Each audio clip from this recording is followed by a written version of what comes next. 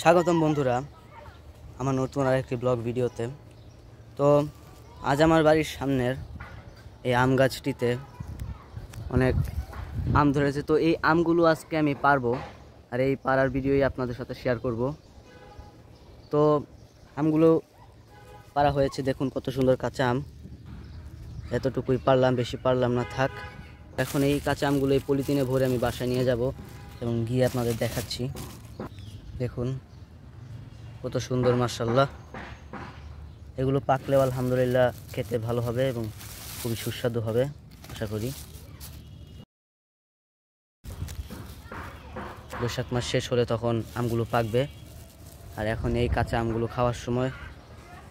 এই কাঁচা আমগুলো ভর্তা হিসেবে খেলেও খুব ভালো লাগে। আপনাদের দেখাই একটু জুম করে আমগুলো।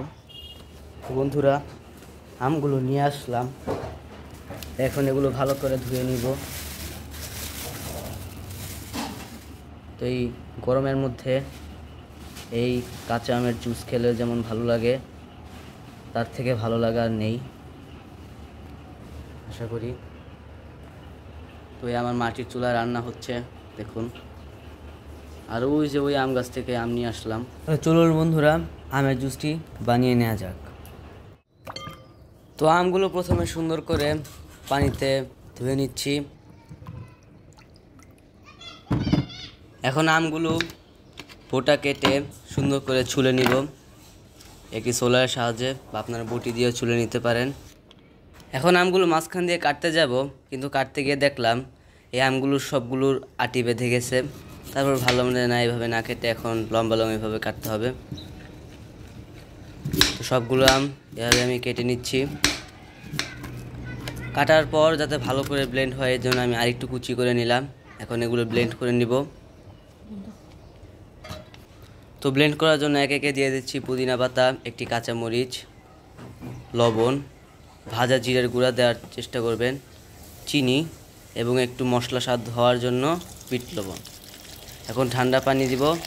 আমার ছাদ বাগান থেকে একটি কাগজি লেবু আনলাম, একটু লেমন ফ্লেভার হওয়ার জন্য এই লেবুটি আমি ব্যবহার করব। অল্প একটু দিব, বেশি দেওয়ার প্রয়োজন নেই, যেহেতু কাগজি লেবু প্রচুর সুঘ্রাণ। তো এখন এটি ব্লেন্ড করে নিব।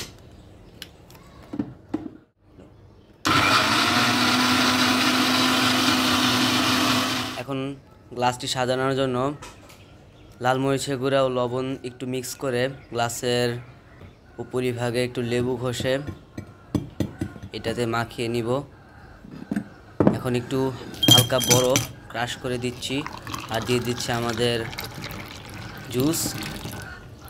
তো আমি এটি স্ট্র দিয়ে খেতে পছন্দ করব। বাস, গরমে এটি খাবেন এবং শরীরটা ঠান্ডা রাখবেন। আজ এই পর্যন্তই, দেখা হবে অন্য কোনো ভিডিওতে। সে পর্যন্ত ভালো থাকুন এবং আমার চ্যানেলটি সাবস্ক্রাইব করে আমার পাশে থাকবেন।